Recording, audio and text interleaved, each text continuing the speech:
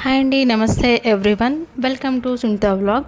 Today Secunderabad railway స్టేషన్కి దగ్గరలో ఉన్న వినాయకుని టెంపుల్కి అయితే వచ్చేస్తామండి. ఈ దేవాలయం వెనుక ఒక పురాతన కథనం కూడా 1824 సంవత్సరంలో బ్రిటిష్ వారు ఒక పాత దిగుడు బావిని బాగు చేసే సమయంలో స్వామివారి విగ్రహం బావిలో లభ్యమైందని పూర్వీకులు చెప్తుంటారు. అప్పట్లో భక్తులు వినాయకుని ఆలయాన్ని కట్టించడానికి పూనుకోగా అప్పటి బ్రిటిష్ అధికారి మందిరాన్ని నిర్మించడానికి అడ్డు చెప్పారట. మరునాడు స్వామివారు అడ్డు చెప్పిన బ్రిటిష్ అధికారి స్వప్నంలో కనిపించి ఆలయాన్ని నిర్మించమని చెప్పారట. స్వామివారి కోరిక మేరకు అక్కడ మందిరాన్ని నిర్మించి నిత్య పూజలకు ఏర్పాటు చేశారు.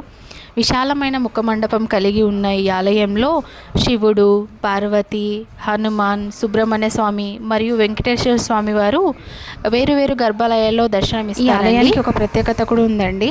మనకి ఏదన్నా కోరిక ఉంటే అక్కడ ఒక ముడుపు తీసుకోవాలి. దాని కాస్ట్ వచ్చేసి 300 రూపీస్ ఉంటుంది. అది తీసుకొని వెళ్ళి గర్భగుడిలో వెళ్ళి అర్చన చేయించాలి. దేవుని పాదాల చెంత ఉంచి చేయించిన తర్వాత ఆ ముడుపు పట్టుకొని మనము 11 ప్రదక్షిణలు చేయాలండి. 11 ప్రదక్షిణలు చేసిన తర్వాత ఆ ముడుపు అక్కడ కట్టాలి. అక్కడ కట్టే పర్సన్స్ కూడా ఉంటారు, వాళ్ళు కడతారు. ఎవ్రీ 3 మంత్స్కి అవన్నీ ముడుపులు అనేది తీస్తారండి. అప్పటి వరకు మన కోరిక కూడా నెరవేరుతుంది అని ఇక్కడ పంతులు చెప్తున్నారు. అలానే ఇంకొక విశిష్టత కూడా ఉందండి. ఇక్కడ చూస్తున్నారు సాల్ట్, ఇది రా సాల్ట్. యాక్చువల్గా సుబ్రహ్మణ్య స్వామి గుడి ఎదురుగా గజస్తంభం ఉంటుంది కదా, ఆ గజస్తంభం ముందు ఈ రా సాల్ట్ అంతా వేశారు. ఇది ఎందుకు వేస్తారు అని అంటే కుజదోషము, కాలసర్పదోషం ఉంటుంది కదండి.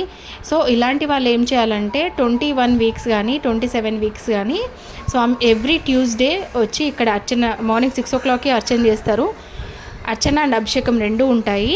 ఆ అభిషేకం అండ్ అర్చన చేయించేసిన తర్వాత ఇక్కడ ఆపోజిట్లో ఏదైతే గజస్తంభం ఉందో అక్కడ మనం రా సాల్ట్ అనేది పోయాలి.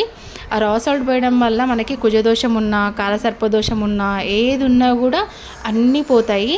చాలా అంటే చాలా విశిష్టమైన దేవాలయం అండి. ఇక్కడ ఒకసారి రండి, మీకు తెలుస్తుంది. ఒకసారి దేవాలయం గురించి చాలా ప్రశాంతంగా ఉంది టెంపుల్. మనకి బయట ఎంట్రన్స్లో టెంపుల్ ఉంది అన్నట్టు కూడా మనము అంత గెస్ చేయలేము. జస్ట్ గోపురం ఉండి కొంచెం లైట్గా ఉంటుంది బయట, కానీ వన్స్ మనం లోపల ఎంట్రీ అయిన తర్వాత ఇంత పెద్ద టెంపుల్ అండి. ఇంత పెద్ద టెంపుల్ అయితే నేను ఫస్ట్ టైం చూడడం హైదరాబాద్లో. ఒకటే టెంపుల్లో డిఫరెంట్ గర్భగుడిలో అన్ని దేవుళ్ళు అనేది దర్శనం ఇవ్వడం అనేది చాలా అంటే చాలా బాగా అనిపించింది నాకు. ఫైనల్గా ప్రసాదం టికెట్ అయితే తీసేసుకున్నానండి. పులిహోర నా ఫేవరెట్ అండ్ లడ్డు. అంకుల్ అంటున్నారు వీడియో తీయొద్దమ్మా అని చెప్పేసి, కానీ అలానే తీశాను మీ అందరి కోసం. చాలా అంటే చాలా బాగా అనిపించింది. ఒకసారి విజిట్ చేయండి మీరు కూడా. మీ అందరికి కూడా మంచి కంటెంట్ ఇచ్చానని కోరుకుంటూ థ్యాంక్ యూ అండి. లైక్, షేర్, సబ్స్క్రైబ్ చేయడం మాత్రం మర్చిపోవద్దు. పునర్దర్శన ప్రాప్తిరస్తు. మీరు